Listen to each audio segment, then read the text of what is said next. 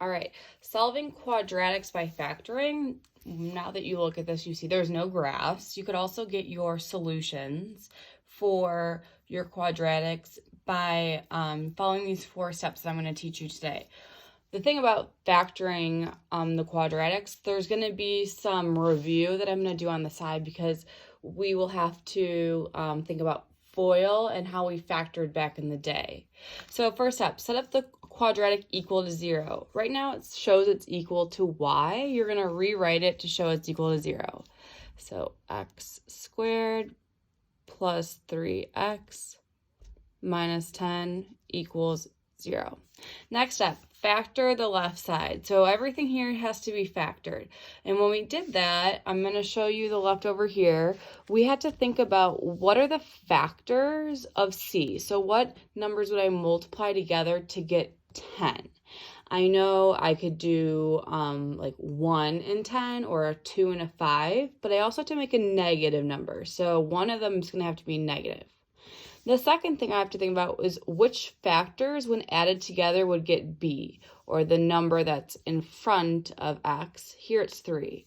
So I know that like a negative 5 plus 2, would that work? Negative 5 plus 2, that would give me a negative 3, so that won't work. Maybe I could try a negative 2 plus 5. Negative 2 plus 5 would give me a positive 3. All right, that works. So I'm going to divide my paper like this, and I'm going to write x plus 5. I'm going to use a positive 5, and then x minus 2.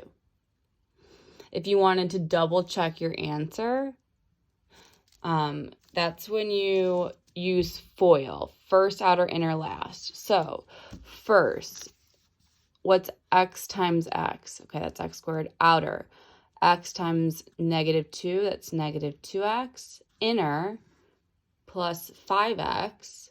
And then last, that would give me the negative 10. So you end up combining like terms. And in the middle, the 5x minus 2x, that gives you that 3x.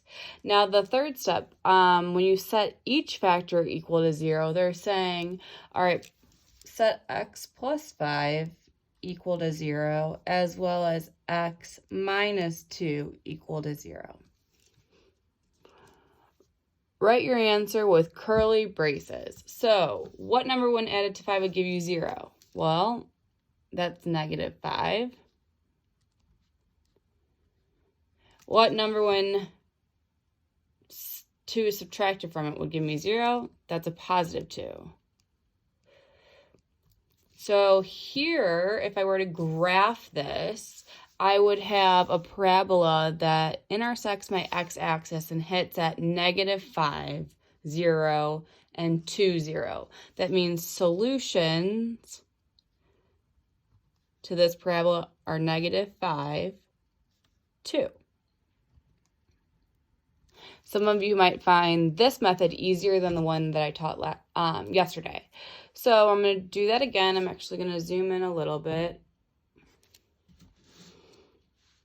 All right, first step, it's equal to 0. Now I'm going to factor each side. So factors of 3 are 1 and 3. It needs to be positive. I already know that it looks like I need to do an x plus 1 and an x plus 3. When I split it up and reminded myself that I need to set this equal to 0 as well as this factor equal to 0. Negative 1 plus 1 would give me 0. Negative 3 plus 3 would give me 0. So my solutions, my zeros, my x-intercepts are several names. I would have a point on my x-axis at negative 1, 0. Another solution is negative 3, 0. Like that. Oops. Sorry about that. All right, I'm going to go on to number 4. Oh, bigger number. All right, so factors of 27. I know I could have 3 and 9. I have to make a negative, so which of those would need to be negative if I have to get a positive 6 when adding? That's telling me that I'm going to want to have a 9 that's positive and subtract 3 from it. So I'm going to do x minus 3.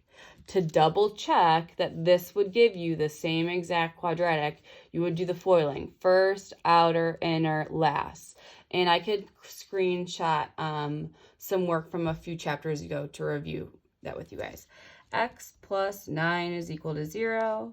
X must be equal to negative 9. That's one of our solutions. X minus 3 equals 0. That tells me x equals 3 must be one of our solutions. Negative 9 plus 9 is 0. 3 minus 3 is 0. So I'm going to do that curly bracket because I'm not listing a coordinate point. I'm showing that negative 9 comma 0 is a solution, and then 3 comma 0 is a solution.